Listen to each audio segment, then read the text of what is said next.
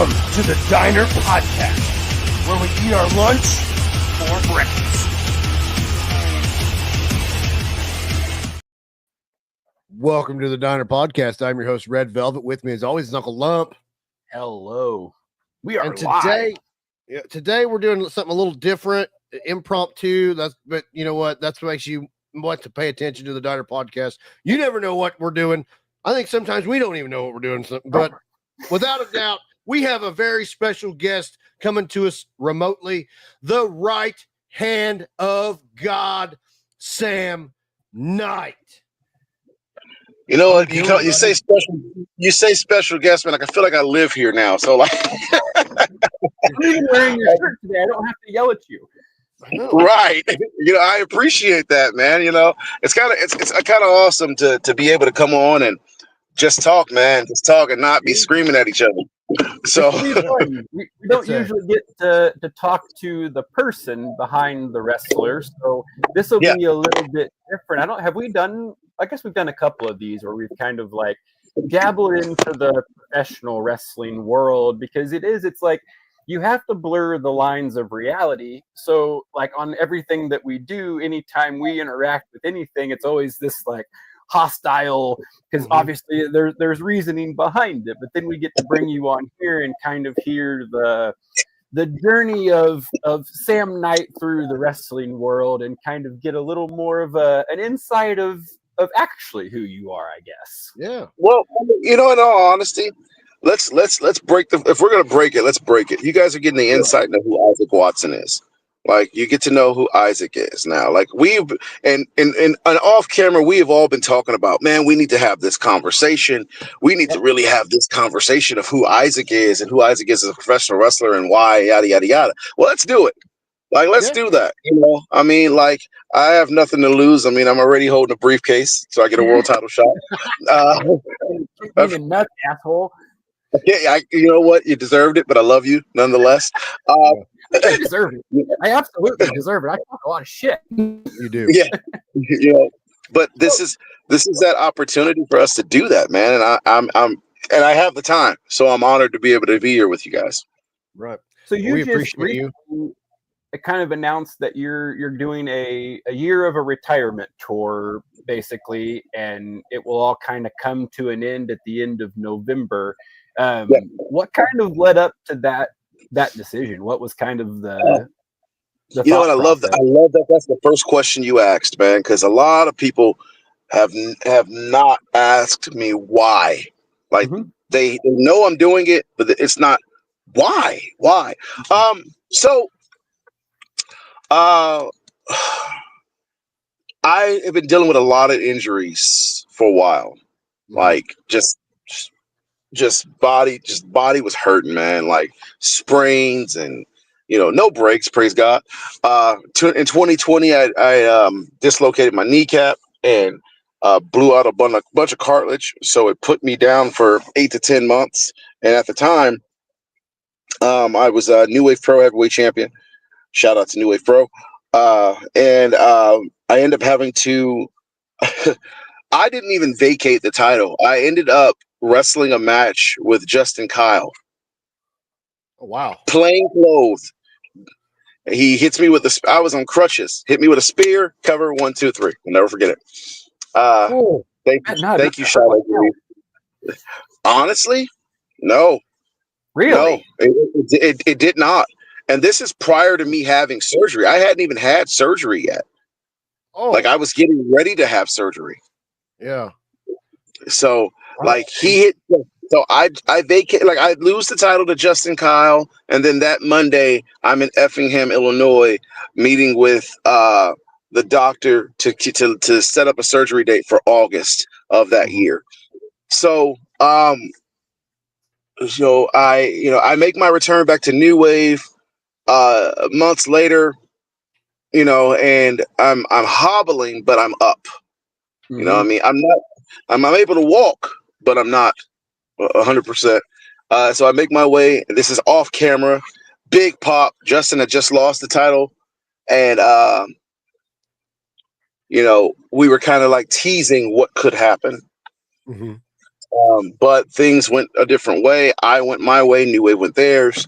And then I returned back to wrestling in 2021, which was the Sam Knight Revenge Tour, as what me and Alicon House called it. The director, Alicon House, we called it the Sam Knight Revenge Tour, and we were everywhere. In 2021, I wrestled 2 current NWA champions. Wow, hell yeah. Chris Masters and Elijah Burke. That's awesome. And it was, for me, they were like stamps to my legitimacy, you know, for those men to look at me and go, bro, you're good. You know, you're really good. You know, I'll never forget Elijah Burke saying to me after the show, he was like, you know, greatness comes from being pushed. And in order to become great, you have to get out your comfort zone. And he said, Sam, you're going to be great. Because that man took me out of my comfort zone. Like I wasn't fully in shape when I came back. Like I was a lot bigger than what I am now. And this man hit me with 6 German suplexes in succession. Oh my gosh. Holy shit. Boom, boom, boom. And if anybody knows anything about taking German suplexes, either if you're not tucking your neck, you're bumping your head, and then you have to breathe. So he hits me with 6. I feed up. He throws a line. I hit him with the spear, and we're both down. And we still had more to go. Oh, that sounds awesome. I just like the other day when I knew you were, I was like, okay, I'm gonna have to fall down, and I have to figure out how to fall down. Like I have to figure out how to do this and make it not look stupid. So I was trying to figure it out, and I think I did it 6 to 8 times, and my head hurt, my back hurt, and I was like, the first time I did it, I just laid there and was like, oh fuck this, like that is awful. And then Mr. Devo comes in, and he's running up and just throwing his ass back on the mat, and I'm like, you're out of your goddamn mind. Well, and that's something that will teach you too, like teaching you how to bump. Like bumping is like, I'm gonna tell you something, man. There is no good way to say wrestling is not bad on your body. That's a lie. I don't care what anybody says. Like we go out there and literally, it's like going through a car wreck every single time. Yep. Intentionally. Yep. I just had to do it. If you want to know what this ring feels like, just go in your living room on your carpet and just throw your ass down on your back. That'll get you yeah. But the key to bumping is you're not just on your back, it's on your shoulders. So like, let's use my car for example. If I start here, arms crossed, and I plant myself, hands out, and we'll do it at the next show together to walk you through it. Because I teach wrestling too. Most people who know me know that I train wrestlers as well. Yep. So cool, because I learned this method from the Samoans. Mm-hmm. Oh, cool. I learned it from Gangrel. Watch Gangrel. Watch Black Pearl. Watch Solo Sikoa. Watch Jacob Fatu. Watch the Usos. When they bump, bow, they're back up. Bow, back up. So anytime you see me bump, you don't see me bump and just lay there and be like, ow. Because I'm bumping with enough to get me back up. Well, yeah. Okay. Oh, now you're gonna start watching it and be like, oh, that's what he's talking about. Yeah. So that's why I love doing this, because there's so many things that people don't understand with wrestling. And I feel like now that the curtain's been pulled back a little bit, you have the WWE where they're like, hey, we're not insulting anyone's intelligence. We understand it's a show. We understand that people understand it, but you're also still wanting to have that suspended suspense of belief whenever you're watching the show. Yeah. So you still have to keep it like, but I always look at it the same way as like with movies and whatever. It's that same thing. You understand that this is CGI and graphics and acting and whatever, but you still go along for the ride. You still sit in your chair eating your popcorn, hanging out, watching it. And by the end of it, you're feeling everything that's going on. And that's what you guys do. You guys go out there and you're just doing a movie in the form of beating the fuck out of each other, and it's just a little bit different.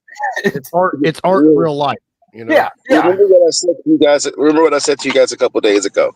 It's making them believe in the make believe.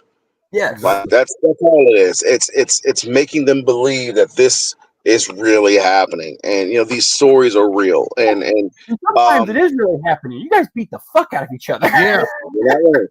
You're not wrong. I mean, and that's where, like, what little we've got to be in the ring and be around.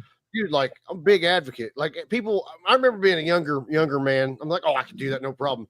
Yeah. Dog, I tried jumping on that rope a couple weeks ago, and I about ate shit. Like, no, Nothing out of the ring. You got missing. I know. Well, I'm not as graceful. It's small stuff. It's small stuff that can lead to big injuries. You know what I mean? Small stuff that lead to big injuries. Like, you hit the rope and that rope snaps. That's happened to me before. Ooh. Hit the rope, bop, and fell right out the ring. You try to do a springboard in the ring, the ropes snap, and you fall straight back. Like, there are small things that can happen in pro wrestling, that a lot of people are like, oh, I could do that, no problem. No, stupid, you can't. There's a lot on the top rope. It's fucking terrifying. I tried to do it. I was up there for maybe half a second, and I immediately jumped right back down and was like, nope, not doing that again. That was awful. That's why you don't see Sam Knight go up there. That's why I don't go up there. Second rope. High risk. Just go ahead and get the second rope. Frog splashy. Okay.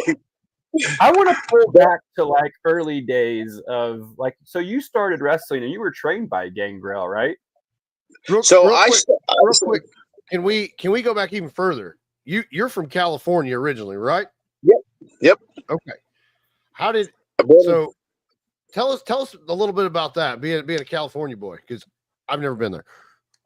So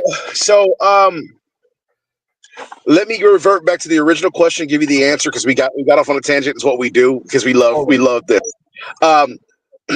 The thing that made me make the decision that it was time to stop this year is I looked at it. I said, this will be 20 years. This will be 20 years as a professional wrestler. I've done a lot. My body hurts. I have to think about my legacy. You guys know what I mean by that. I have to think about my legacy. I got to think about what's going to happen with him. So now I'm like, listen, it's time to stop being selfish and time to focus on what's important. I need to focus on being Isaac instead of being Sam. I have a great job. And unbeknownst to what the position is, I make, I'm making a good living doing this job, and I'm not hurting all the time. You know what I'm saying? So it's like, hurting does not help your job either. Like, that does not exactly. If you're super fucking sore, that's not going to help. Yeah. No, it won't help at all, because I have to be ready for anything that could happen. Like I said, without going into detail. So Evan, to your question, and then Jared, I'll get yours too, because it all comes together. Evan, your question was how California was. California was great, man. Born and raised in, I say Hollywood, California, because that's where the hospital was off Sunset Boulevard, right around the corner from Hollywood Boulevard. So superstar. Born and raised in South Central Los Angeles, California. My parents were great. My mother is amazing. You will get to meet her at the retirement show. She will be live and in color. My sister, awesome. She'll be there, singing the national anthem. My father was my role model. He was everything I am now and more. He worked his ass off, man. Like, he worked at Century Plaza Hotel. He was a banquet waiter. He was gone to work more times than I can remember seeing him. The only thing I remembered childhood-wise about my father was that he was always working, but I could smell his cologne through the house. He then had to step away from the job because he got hurt. He had tripped in a mole hole and messed up his sciatic nerve, messed up his knee. And so he ended up leaving the job. But my father was the type of person that he didn't rest on his laurels. Like, he would go out there and go. So he ended up going to school. Like, he was older age, going to school to be a pharmaceutical technician. Oh, wow. So the man kept working. His injury was a blessing and a curse. Because with the injury, we found out he had cancer, and cancer is what took that out. So one of the things that I said at my dad's funeral back in 2012 was that if I can be half the man that man was, I'd be perfectly fine. And so this is why I carry myself the way I carry myself. Screw just being a nice guy. That's the legacy of Isaiah Watson. You know what I mean? Absolutely. And my parents raised my sister and I well. We grew up in church. My dad was a minister. My mom was an evangelist. You know, I was called to preach at age 11, which is why I'm able to captivate people. Okay. That's the secret. That's the secret. Makes sense now? Like, and these aren't things that were taught. This is just what God placed in me. And so that's kind of like my relationship with God. My faith is very important, but I don't push that on people. Like, it's like, I will always say, hey, this is my belief, but I'm gonna love you regardless if you believe it or not. And I think that's why some people turn off on that stuff. Like, that was how I was my whole life. Was it's kind of like this, either you go to church or like, it always just felt kind of like funky to me for whatever reason. And then in my, like, literally within this last 2 years, I've had like this crazy spiritual journey that gets completely flip-flopped my mindset on all of it. It's like, oh, this is so fascinating that I've spent my whole life with this perspective, and then it gets flipped up. So I'm always super interested in anytime that gets brought up. That's always fascinating to me. Well, so I and that's another thing for me, man. Like, I grew up Pentecostal, and you know, like, we have our faith, we have our belief, and I've heard so many people's beliefs and so many people's comments about it, and I will give my opinion, and I'm not the type of guy that's like, you're wrong, so I hate you. It's, hey, listen, I may be wrong, you may be wrong. We won't find out till the end. But I'm not going to sit here and hate you because you have a different opinion of what I believe, or vice versa. It's that simple. And also, just don't disrespect what I believe, because I'm not going to disrespect what you believe. As long as we can figure that out together, we're good. I'm a very big advocate for mental health. And you know, I talk about this a lot. A lot of people are like, man, Sam, you're so positive, and you post all these things on social media, and you just sound so. It's like you have all your stuff together. No, I battle. Huh? Do you post that stuff because you see what people are dealing with, and you've been there, and you kind of feel that with it's for me what people are going through? It's personal. It's for me. Those posts are for me to come back and read that. Yep. Okay. You understand what I'm saying? You post a lot of like really positive, awesome things, and it is that, like, especially in the wrestling world, like there's a lot of wrestlers all jockeying for the same thing, and it's that mental thing. You can get that in any dream that you're chasing, where you have that imposter syndrome, you have that self-doubt where, oh, I'm not good enough, I can't make it. And the quicker you shuck that mentality and you stop giving a fuck what people think, you drop your ego. We talk about this shit all the time, but you drop your ego, and then those conversations that you were just talking about, now I can look at it from your perspective. I can go, okay, hey, I might be being a little brash here, I might be going over the top, I might not be hearing what he's saying, whatever, but you can still look at it objectively, because you're not sitting there with that ego and I'm fucking right and everybody else is wrong. And then you kind of drop that a little bit. That's what it is. Like, this professional wrestling, and I said this when we talked at lunch, and yes, people, we go to lunch together. Kayfabe broken. It's ruined now. But we talked about this at lunch when I said that pro wrestling is the most awesome, fun, great, stupid, ignorant, heartbreaking, depressing, greatest thing of all time, because you feel so many emotions. And you want to know one thing that I say all the time? I tell people, stop being emotional in an emotionless business. They're like, Sam, what do you mean? I said, this business could care two craps about you. We'll chew you up and spew you out, and you sitting here crying about it. Yeah, just have fun. My wife said, I told you at lunch, my wife said the other day, she made the analogy of like, we're all just adults playing pretend and dress up. And if you boil it down, that's literally what it is. Like, just have fun and put on a show and enjoy it. Like, I look at it the same way. Like, I've talked about this. We just had a podcast with Bob Evans that comes out Monday. and I was talking about it. But like, I just look at it as I'm going to go out there, I'm going to try my best to look my best at all times. I'm going to do what I need to do, and then I'm going to go out there and I'm going to give it 110% every time, whether I'm commentating, ring announcing, I'm at Mania and I'm in front of millions of people, and I'm going to hit this as hard as possible, and I'm going to have fun. And we just try to have fun with everything we're doing, and we've made that our whole business. If we're not having fun and we're not being authentic and we're being fake, and it doesn't work. If we're being authentic and we're having a good time and we're going after these things, then it works and it's a blast and you enjoy doing it. But you can get so caught up in that mental thing where it's all your control. I told my wife, or I was actually talking to a buddy the other day, and we were talking about just life analogies. And I'm like, it's like a fucking roller coaster. Once you get in there and strap in, you're along for the ride. You can freak the fuck out all you want, but at the end of the day, if you fly off that bitch, you have no control. So the ups, downs, flippy floppies, just hold on and have fun, because you don't have control over it. That's how I teach pro wrestling.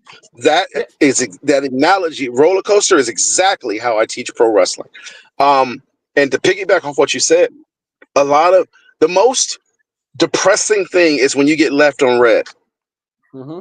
Yeah, it's so depressing, because it's like you start to feel like you're not worth it. But let me tell you what it was for me.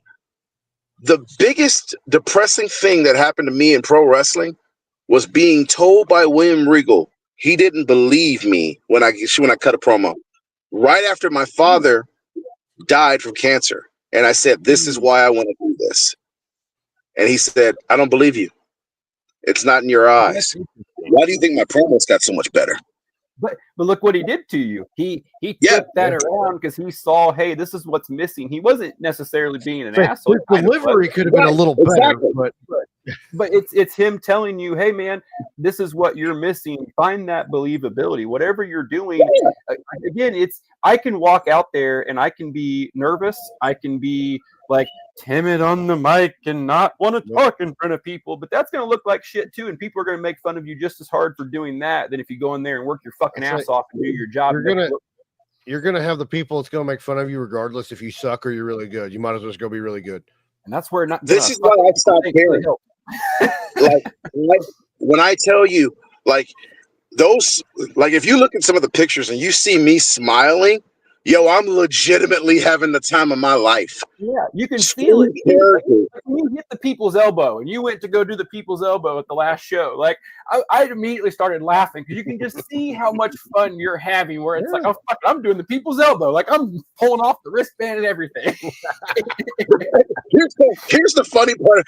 So let's talk about that, because I can't wait for that match to come out, because I was talking to Eric Surge as we're selling up, and I said, "Hey, Oos," I said, "I'm gonna go for the people's elbow. I want you to hit the pounce."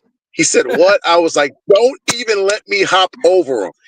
As soon as I do the whole deal and I hit that rope, I need you to boop, because no one sees me get tackled. No one sees that. Yeah, no, he's a big dude. He's a monster." So I stood there and I'm like, no elbow pad. No elbow pad. I went, and it takes me back to watching The Rock versus Triple H versus Brock Lesnar on the Global Warming Tour back in like 2003 or something like that.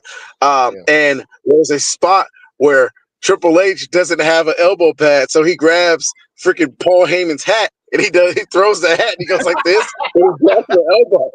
Like, it's those moments that the fans are going to remember for the rest of their lives. So I'm like, screw it. Boop, boop. I hit the rope, freaking surge, boom, and you see me fly. I laughed so hard because I'm laughing at how I flew.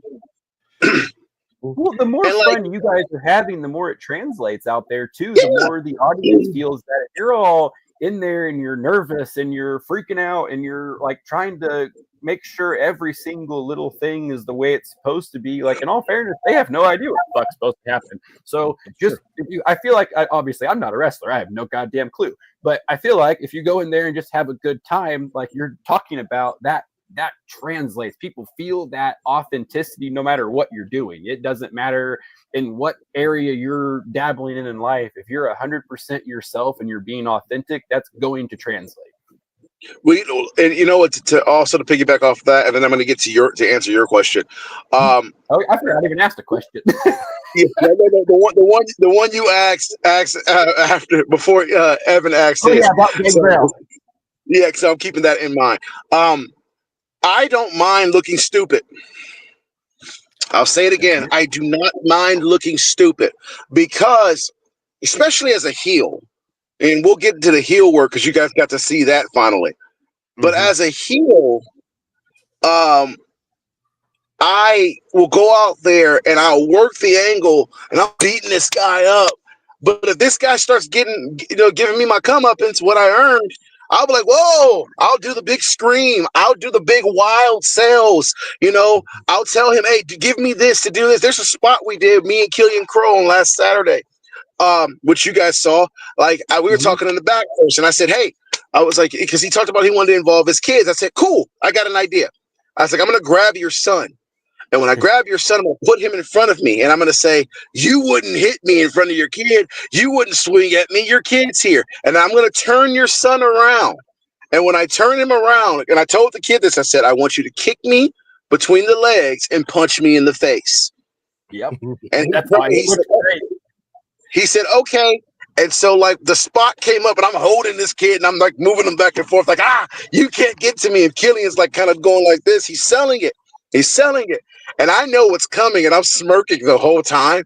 So I turned the kid around. I said, here's your chance. I was like, your dad sucks. He kicked me right square in the nuts. So payback was square in the nuts. Boom. I'm like, oh, and then he rears back.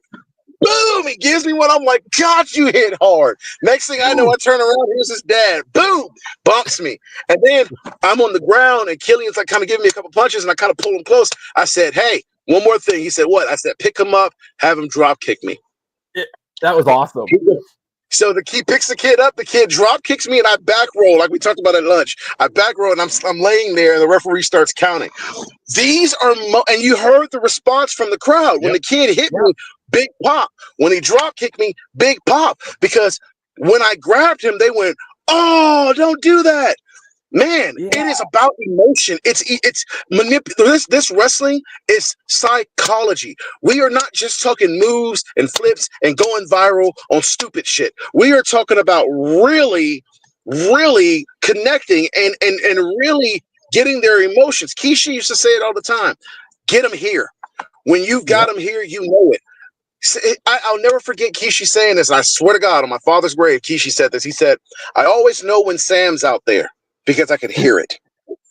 Yeah, but that's the whole goal. The whole goal of this is to gain that reaction. You want them involved. You want them cheering. You want them booing. Like just like the stupid shirts I made for the last one. Like I made a Sam Knight sucks shirt, and then you give my children my dad sucks shirts, and then obviously the reaction went very, very well, and it became part of the back and forth in the interaction, and that was just like a couple shirts, like, and it made this whole fun angle where we'd have these badass pictures and fun things to play along with, and like, who else is gonna let their kids wear my dad's shirts? But we're telling the story because you want people to get that reaction, and you want them to come back. You want them to come back because it's going to keep growing, and that's the whole point. Let's talk about the growth. You both heard the reaction I got in not one match, but both. Yeah, they're popping. Like I remember I heard it and I looked back at the boys in the back. I said, that cannot be for me, right? Yeah. And I was legit. Like you said it, Jerry, you was like, I saw you step out and actually take a moment because I teared up. I was like, oh my God. It gave me that like full body chill because I felt it. Like when you came out, because it was as soon as your music hit the Sam Knight, like the crowd popped in, but then when you came out, those kids came fucking unglued and they lost their shit. And it was like I'm sitting over there, obviously I'm like parallel with you, and like I just see you kind of take that like that look, you had that big ass smile on your face, and it's like, oh, you can just feel it. It's like, oh man, that's so fucking cool. Yeah, and honestly, I'll tell you what happened. For a moment, I stood there and I saw 7-year-old me, and then I saw 12-year-old me, and I'm like, I'm like, wow. And then at the end, when I won the briefcase, and you always see me look up, and I'm always talking to the spirit of my father. I'm like, this is for you.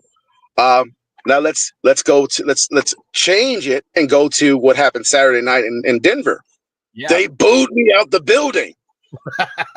I loved it. It was awesome. Sam Knight sucks. Sam Knight sucks. You suck. Not our champ. You nerd. They're saying all this stuff, and you see me go, tell me how great I am. Tell me about and you see a different, more cocky, more arrogant, more confident Sam Knight, where it's like, tell me who I am. Yeah, I suck. That's fine. I may not be your champion, but I am the champion. I stole Roman's gimmick. I told the announcer, I was like, you want to run your mouth on a radio show? So now you get the chance to tell people who I really am. And I said, acknowledge me. And she said, your winner and new world champion, Sam Knight. You know, like those are moments that you cannot force. Those are organic. So too, you jumped right in with that, where it's like you're walking around the ring, they already fucking hate you, and then you're setting up, they're trying to stop you. They're like, come on, man, like you've done enough, don't do this, and then you lay that in, and it's like, Jesus, man. Oh yeah, you were vicious. Notice how it happened. It was like the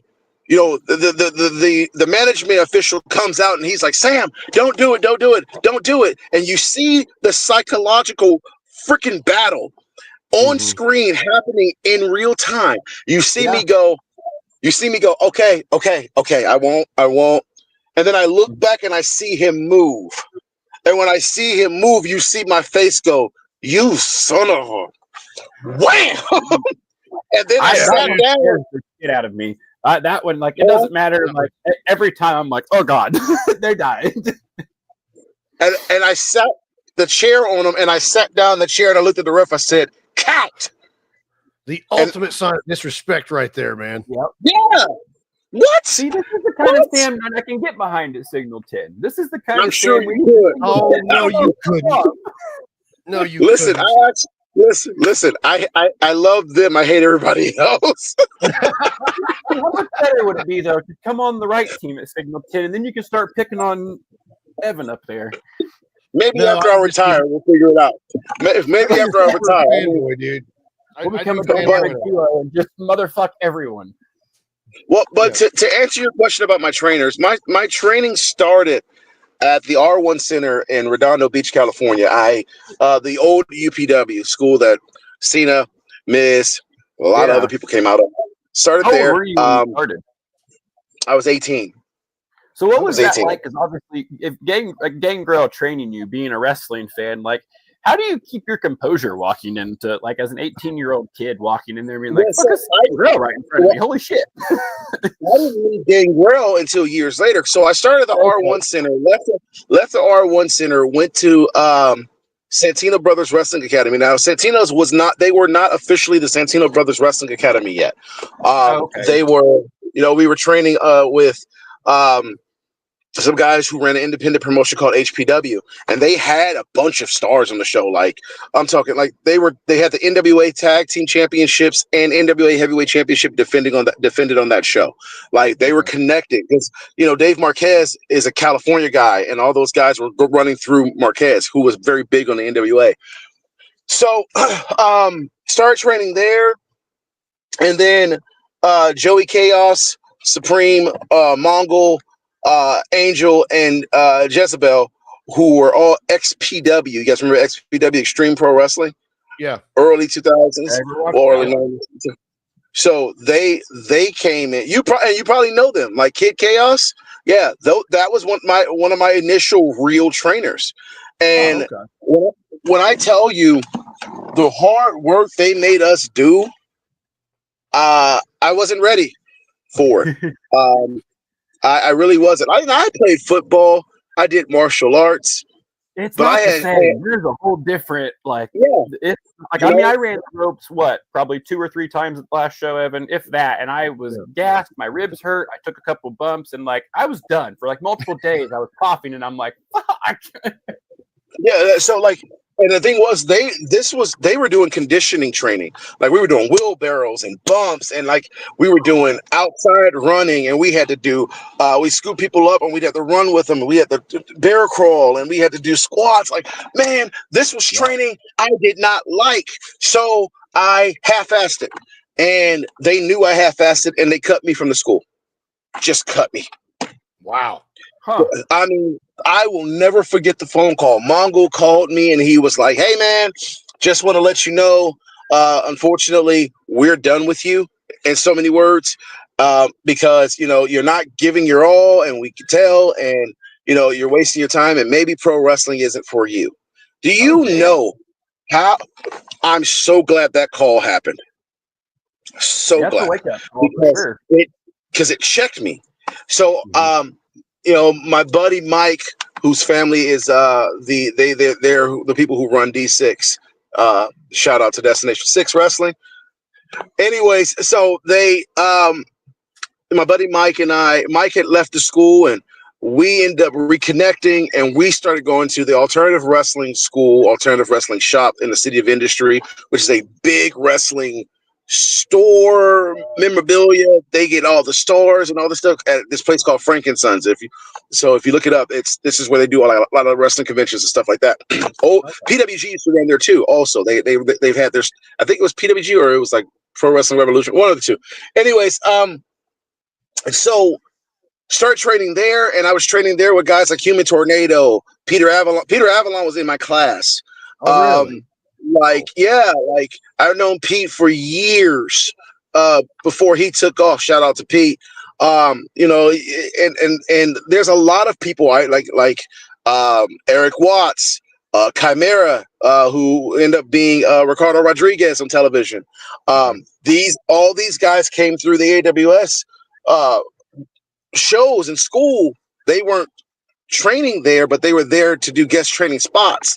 Johnny Paradise was our trainer, and me and him didn't get along.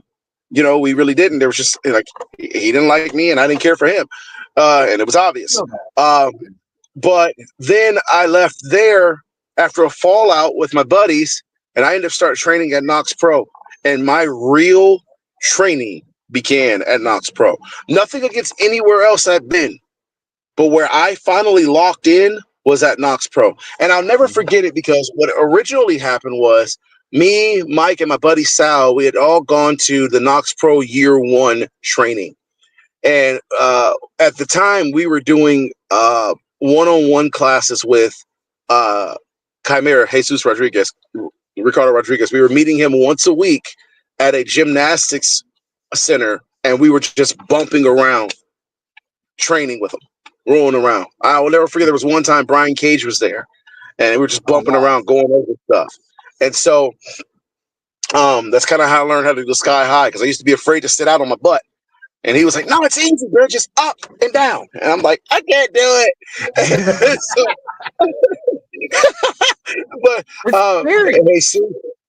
Jesus, and I'll say this personal message for Jesus, man, thank you so much for being such an intricate part of my career. If it wasn't for you, I would not be who I am today. So thank you for taking time to teach me how to stop being scared to sit out on my ass. So we did year 1, and Kishi was there, and Black Pearl was there, and Orlando Jordan was there, because Orlando Jordan was one of the trainers, and Gangrel was there, and of course Ricardo Rodriguez. Well, Jesus was there, and so I get in there, and we were running through drills because they wanted to see where we were, and then we did a mock match. And I'll never forget, at the end of my match, Kishi says, "Welcome to Hollywood, kid," which was Kishi's way of saying, "Hey, come train with us." Yeah. But I never went back until I went back. And I went back 2 years later. So I remember showing back up. What made you wait so long? I was still training with my buddies, and I thought that was a cool thing to do. And it took me having the fallout with my friends to decide that I needed to go do this on my own. Okay. And my dad would drive me there every single training that we had. He'd pick me up in Carlton, California, and we drive to Sun Valley because Knox had moved to Sun Valley, and they had a bigger place called the Domain, huge building. we would drive to Sun Valley multiple times throughout the week. Usually it was Wednesday and Fridays. And we go out there, and I remember when I first went there, Gangrel walked in. He said, "I knew it was you. I knew you were the kid that called." He was like, I was telling Reno, Black Pearl, I was telling Reno that it was you. I knew it was going to be you. And so they retrained me to clean up a lot of the bad habits I had. And then that's where the real Sam Knight character was born. The militant, confident, unstoppable mofo that you know now. I attribute that to Reno and Hawaii. Black Pearl is the reason I got my confidence, because that man is a genius when it comes to character development. He is a genius. He is a genius when it comes to teaching you placement and camera work. Like, the reason why I learned to always look for hard cams and roaming cams is because of that man. You know what I mean? And then you had Gangrel, who, oh my God, when you want to talk about wrestler, that man, placement, but knowing how to hit your moves, knowing where to be, knowing how to call matches on the fly. He really drove that stuff into me.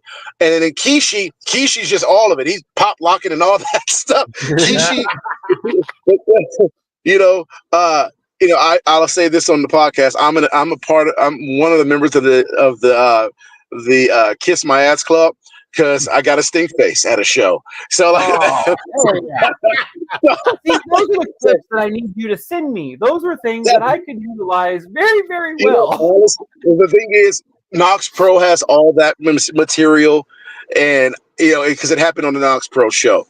But anyways, yeah, man, it's just like I trained with some of the best in the world, and I'm so grateful for the opportunity to say that these guys train me, and they'll tell you they train me.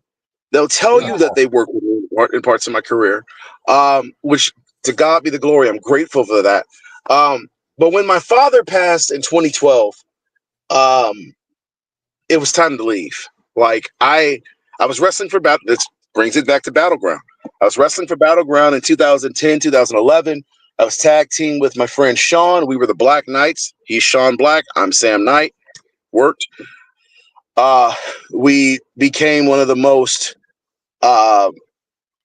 We became the top tag team in Battleground Pro Wrestling, and but we never held the tag titles. Okay. Like, and then they end up breaking me and Sean up, turned Sean heel, had me work baby, and then I wrestled my mentor Extreme Loco, and I wrestled him my last match there. It was October 26th. It was my mom's birthday, October 26th of 2012. I wrestled my last match at Battleground for the Ring Warrior Championship, and it ended it was like a double count out, because we did a last man standing double count out, and because we were both out to the count of 10. But it was a great send off for me. It was emotional, but I knew that I was walking away from wrestling. I was done, because losing my dad really, really messed me up. Yep. I moved to the Midwest. I started getting the itch again. And what really did it was I was watching Randy Orton versus Chris Benoit. Yeah, I said his name. Fight me. Randy Orton versus Chris Benoit, at SummerSlam. And watching the interaction when Chris goes for that crossface, Orton slips, boom, cutter, 1, 2, 3. And watching the emotion. I'm getting emotional now. Watching the emotion on Randy's face and watching the emotion on Chris's face. And when Chris said, "Be a man, shake my hand," and Orton's bawling, that really rekindled my love for pro wrestling. I said, what am I doing here? Huh? That's what it's supposed to be about, that emotion. Yeah, I'm like, what am I doing? Why am I not doing this? I know I'm good. So I reached out to one of the promotions here, 01 USA, here in Illinois. It's in Mattoon. I reached out to Dave, and Dave had used me a couple times before, and he brought me in and had me wrestle for him. Sorry, Dave hadn't used me. That was the first night I wrestled for Dave. Dave put me in a tag match, and I'll never forget it. Like, that was one of the first times I did a dive out of the ring. Like, like, and I was smaller too. I was smaller Sam Knight, but you know, we had this great match, and at that point, it was off to the races.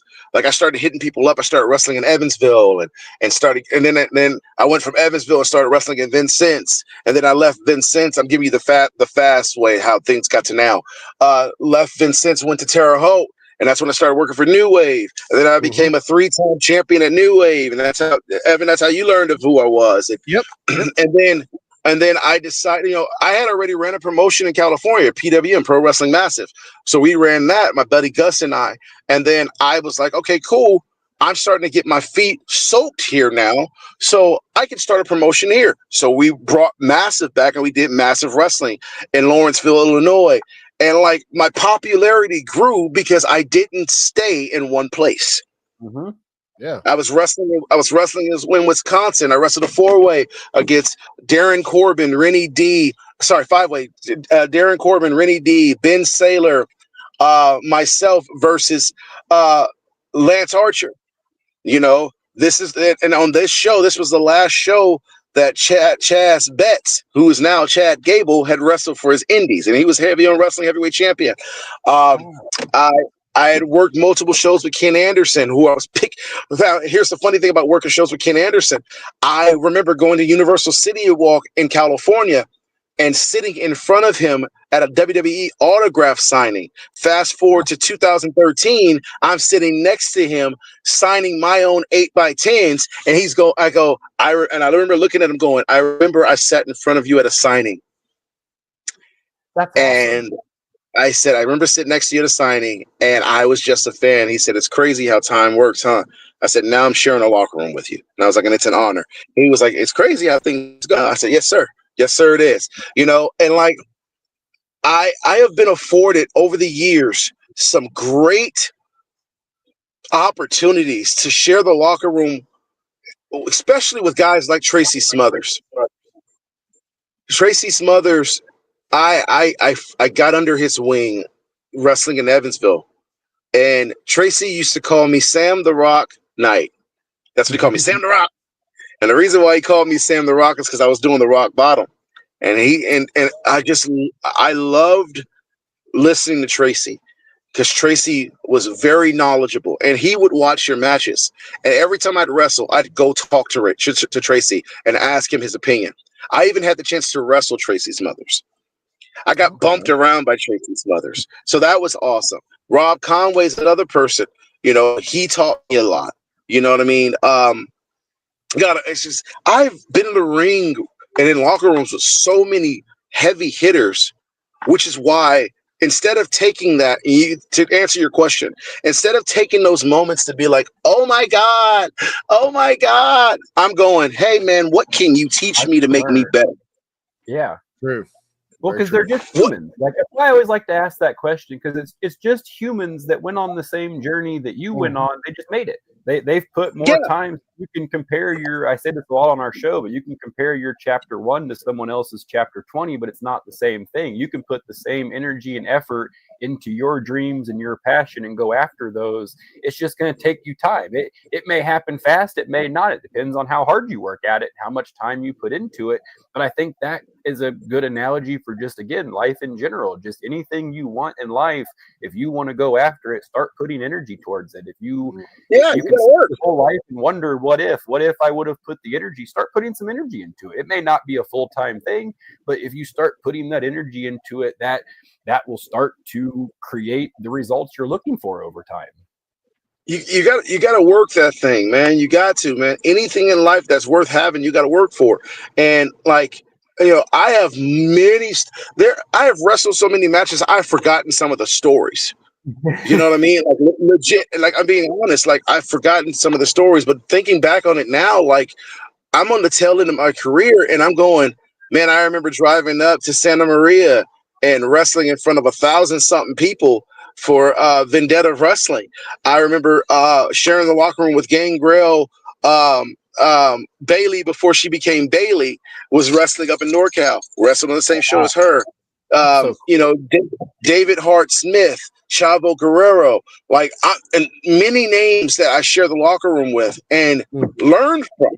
I remember my WWE tryouts, and getting close to Matt Stryker. And getting close to Matt Stryker because my name is Isaac. That's what made him like me. Really? And him teaching, because he was like, yeah, man, I'm a church kid too. I'm like, oh, that's cool. And like him and I talking and him teaching me things about how to be around the locker room at WWE and how to react when you see Vince and how to shake his hand. You know what I mean? Like small things like that. And so like it made me become this guy that everyone respects now. Yeah. And even still, and I humbled myself majorly because, man, I tell people like what I said at the Battleground last week. I said, what do I know? And I'm not trying to be condescending. It's legitimate. Like I know a lot, but what do I know? Because obviously y'all know more than me. Like what I mean? Like, Question. Go ahead. Like going through your journey, did you ever journal anything? Yes, I had a notepad, and I lost it. I lost it at a show. That's the reason why I said, like, God, I have wrestled more matches than I can remember. And I'll tell you this: the reason why I started journaling. Number one, I heard it in wrestling school. Number two, for those who don't know, Chris Jericho is my favorite wrestler. Oh, I didn't know Chris Jericho. So Chris Jericho gave me the name. And the story behind that is I met him at an autograph signing. He was signing his book, and I used to go into the wrestling named Bulletproof. I hadn't even started wrestling really yet. I was still training at AWS, and I was Bulletproof. And he goes, well, who's Bulletproof? I was like, yeah, that's my wrestling name. He's like, you're a worker? I'm like, yeah, I train at AWS. He's like, oh, okay. He was like, you should go with something like the Dark Knight because you're the darkest guy I've ever met. Jesus. What a way to meet Chris Jericho. Wow. like, thanks, fucker. I think. Yeah. I didn't know how to fix it exactly. Thank you, asshole. Appreciate it. But I ran with it. And at the time I was writing my own book called Chosen in Adolescence, and the main character's name was Samuel Simmons.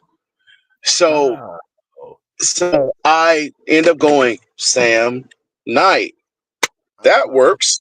Tried it on the show, and it worked, and it stuck. But no, Jericho's my favorite wrestler, and I've learned so much from him and reading his books, and he talks about how he's journaled everything he's done. If you read Jericho's books, you can tell that man journaled everything. Because he knew he didn't have to go the recollection. He already knew what was going on. He already knew this. On this date, on this. And so now I tell younger stars, hey man, carry a notepad. Yep. Go ahead. Or document all your shit on social media, and then you at least have a digital record. But I started journaling just our journey through. I have two actually. He gave me a journal for entertainment, like what we commentating, MC work, all that. But then I have a separate journal of, I wish I would have started sooner, but of just the journey of the podcast, of what the trials and tribulations, the fun stories, the interviews, all that stuff. So when I kick the bucket, my kids look back, they'll find this somewhere randomly buried, and they'll be like, "Oh, cool!" They can also listen to us ramble for hours on end, which is also helpful. They could. Well, and that's the thing, man. I mean, it's kind of cool to look back on that and go, "Man, I effing did that. Like that was me." In the moment, you don't care, but when you get to where you're at now, to look back and go, "Man, if I would have had the pictures, the videos, like if I would have done more back then, I would have been able to sit now and look at all this, and I'd have this whole." So like the fact that our entire business is literally documented from the beginning of it to now, we've documented our entire business basically. So it's kind of cool to be able to have that digital record always. I'm going to take you guys into my office because now that we're talking about this, so you get to get a quick look at my, and plus it's starting to rain, but I'm gonna say this, and then I'm gonna show you what I mean because it's not just talk, and then I'm gonna show you some pictures, and you're gonna see another part of me. So give me a second. Get out this car. Try not to get while you're walking, what are some things you learned over the course of your career that like you attribute, because we were talking about like the reaction you got at Signal 10. Like what things do you feel like you attribute to that now, where like maybe you didn't see that at the beginning of your career, where you're like, oh fuck, I wish I would have like figured that part out a long time ago? Stop taking it so serious. Yep. Yeah. Have fun. Because people you drive yourself actually crazy too. people respond to genuine reactions.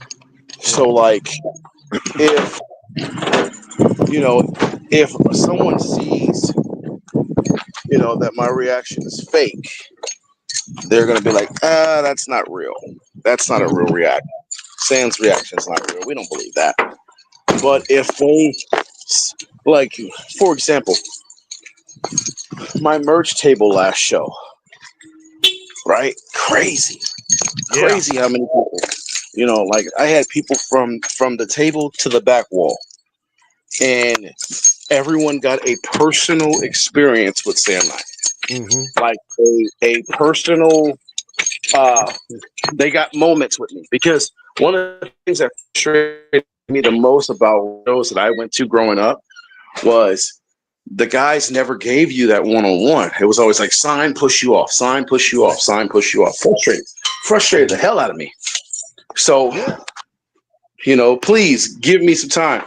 First off, we'll start with this. Oh, that looks familiar. Hey, I've seen that before.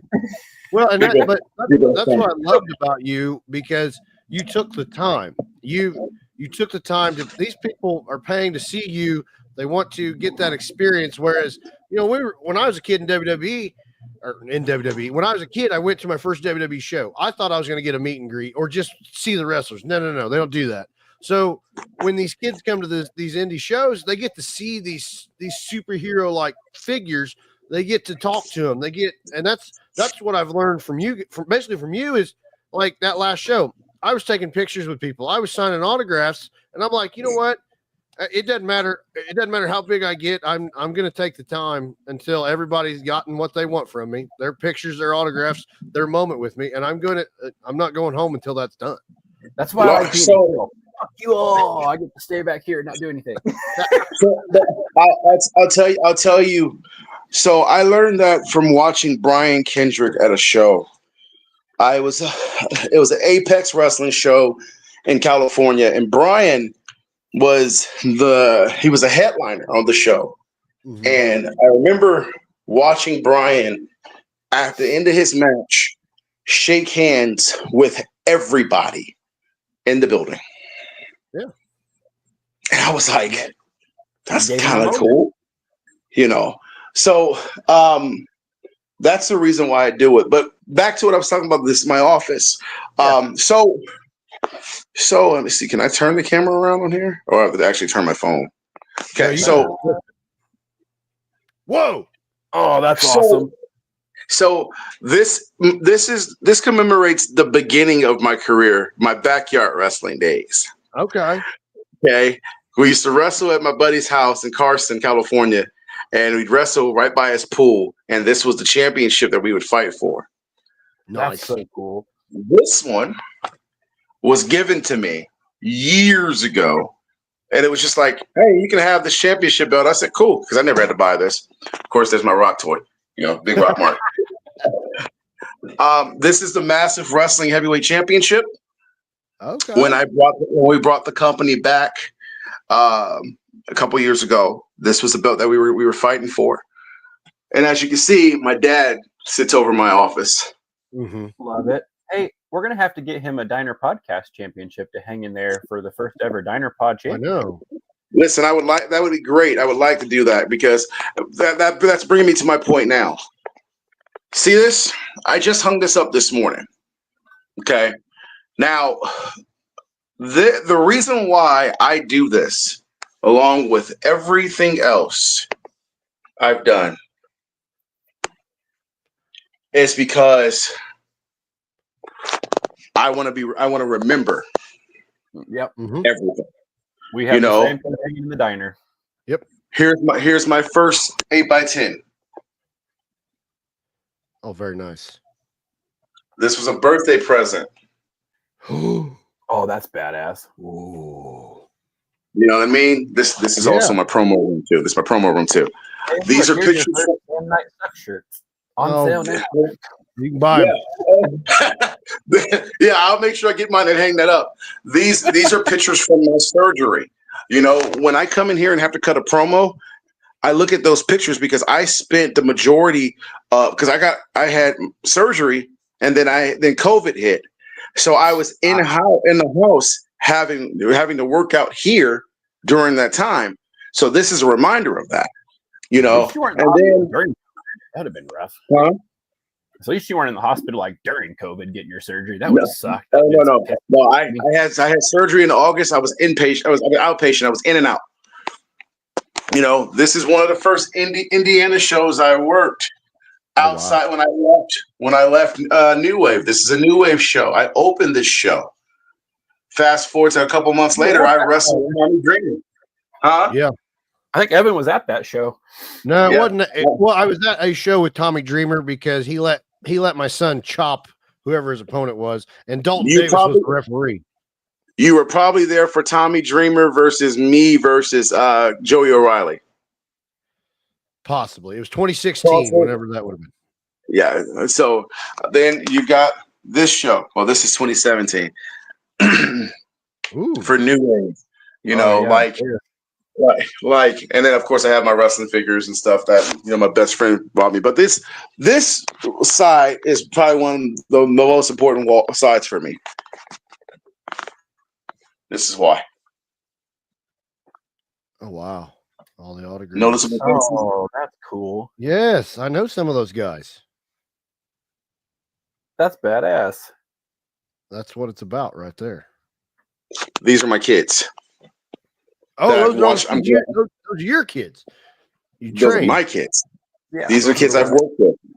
The guys and girls I've worked with, and there's I don't have all of them, but I have had them give me their pictures to post, to put up in this room because, and it's important for me to grab show posters because it's the memories, I mean, like I'm about done, I'm about done.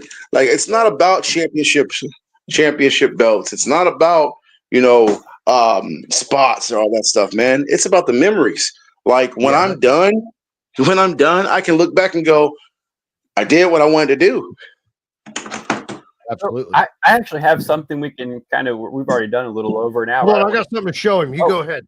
I got something to show him too. That's what I was going to end it on. So the night of the last show, my daughter has a little journal that she likes to draw in and do stuff. So I don't think I've even told you about this, but I want to show you the picture she drew after that show and how much she enjoys doing this stuff. But this is your sticker and me and her cheering, yay! But that was what she drew in her journal after, so I'll get you a copy of that. But that was what she drew in her journal that night after the show, and I was like, thanks, buddy, I appreciate it. Not only in the clip of you chucking me over the ring does my wife laugh hysterically and my daughter's jumping up and down, aggressively cheering, but then she comes home and draws me that picture. She's like, look what I drew in my journal. I'm like, thanks, buddy. Awesome. Well, here's what I want to show you. I love it. After the Ultimate Rumble, the night you won, it was actually Mr. H's dad. He had that picture in the next show we were at. He brought it to me. And I don't know if I ever showed you that, but that night's very special to me because Jared and I got that opportunity. We got to live that childhood dream, but you took great care of me in that ring because I walked in, I'm like, like it just everything was happening so fast. And like you did a hell of a job with me. And that picture that actually hangs up in one of the windowsills in the diner here. And I look at it and I laugh and I smile because that was probably one of the greatest night in my wrestling, air quote, wrestling career because it was that special. Yeah. Listen, man. I mean, I feel like we're going to make more moments and like a lot of the pictures that I post on social media, I'm getting ready to put in frames and put into this room. moments. I know we're getting ready to end, but I'll end it with talking about Battleground. Winning the Battleground World Championship means so much to me. 1 second. I think he's getting a prize. I think he is. Yes. So winning the Battleground Pro World Championship means so much to me because 15 years I have known Pete, maybe longer, and Pete gave me a shot, and I wrestled a singles match against Riv, Riv is a great mentor of mine, and he's taught me a whole lot. And then things happened to where I became a tag guy, and then I just never won a championship in Battleground. But the lineage of the Battleground World Championship, guys like Extreme Loco, Rico Dynamite, Mikey O'Shea, and the list goes on. Gino Rivera, and now it's my turn. When I made the comment on social media, because I did this in D6 too, I said the greatest Destination 6 heavyweight champion ever. I believed that stuff. I believed it. And so I carried myself that way. I didn't travel with the championship, but when I was there, I was doing the press. I was doing the flyering, walking around the town with the championship. I was doing all that. This Battleground Pro World title is not just going to be defended in Denver. It's not going to just be defended in Colorado. I defended in Joliet, Illinois next week. First time this belt's going to be defended in a different state. You know where else? Anytime that I'm on a show, this belt's going to travel with me. Why? Because it means that much to me. It is not just because of the belt. It's what's behind it. It's the story behind it. I worked 15 years to get looked at as a top guy in anywhere. And I've won multiple championships, and I've done the same thing. The Diner Pod Championship, I didn't even get a chance to defend it because of the heart attack. Yep. But I was the first. You were the first. You were. And then it made for a hell of a story. And obviously I have utilized that to make fun of you, which I do apologize wholeheartedly, but it works so well.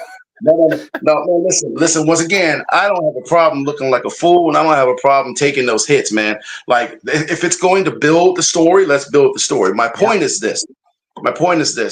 When you're a professional wrestler, it is your responsibility to be professional. I'm talking too fast. My brain's moving too fast in my mouth. It is your job to be professional, and it's your job to promote. I will promote this and anything else that I'm doing going to November. And when November is done, when the in-ring part's done, there's more to come. So, we're going to have fun with that. Thank you so much for coming on and giving us like the real story. I'm excited to getting back to telling you what a piece of shit you are. But at least we got to have this moment to be friends for at least an hour. Hey, man, regardless of how much we talk crap to each other, man, it's an honor to be friends with you. You're still a dick. I have had so much fun. As are you. I would like to say I did walk into hostile territory, and you kind of cowered out and kicked me in the dick again. So I had to get one jab. I was like really prepared for this because I was like, oh, I get to go verbally joust, and I was ready to rock. And then it's like, oh, we're gonna do a regular podcast. I'm like, okay, I'll save all of my material then. For next time. For next time. Right. Yep, I will motherfuck you to the depths of hell next time. I'll just be a cheerleader. I appreciate that. Thank you for coming on, and thank you for letting us be a part of all of this. Thank you for working with us, for teaching us. It is literally a dream come true. This is what we both have, like, we did backyard wrestling 15 years ago. We thought we were morons, and then now doing this, getting the opportunity to even be the part of it we are has been an absolute blast and honor. So thank you so much. We still are morons, though. Yes, absolutely. So thank you for playing with us. What do you want to make us? I'll share the sandbox, okay? I'll share the sandbox. All right. We appreciate that. Well, at this time, we want to thank our gold sponsors for letting us do what we do. Pappy's Barbecue, Meat, Eat, Repeat. RJ's Formalwear. They have sweet suits. Wabash Valley Plumbing. They lay pipe. That's our slogan, not theirs. Peak Performance Gym. No peak, no results. I always love the pop from the, the gallery when he does that one. Stitch Brands. They embroider stuff. Yeah. Oh, that was so much fun. I'm glad we got to do that. And with that, Sam, thank you again for your time. Appreciate you guys. We're out of here. Keep pushing. Love you. Love you.